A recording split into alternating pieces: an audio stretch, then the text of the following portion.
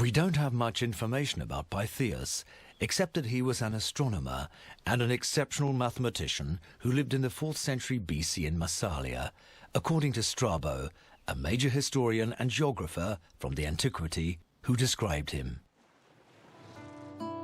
This was the time of Alexander the Great. Massalia was a flourishing city that had regular exchanges with other Greek cities on the Mediterranean Sea. Pytheas was a curious man and kept himself informed about the major scientific and philosophical issues that scholars and scientists of the time were debating upon. Calculating latitude helped geographers to make more precise maps of the main antique cities of the Mediterranean.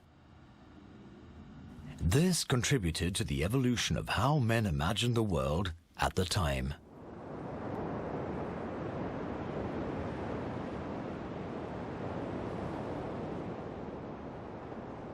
This was the moment when the Phoenicians and the Carthaginians were blockading the Straits of Gibraltar and stopping trade from the Mediterranean to the Atlantic.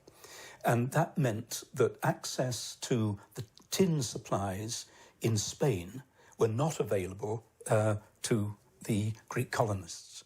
So the Greeks had to get their tin from the north, from Brittany and from Britain. They also, of course, got other commodities from the north. They got amber and they got gold.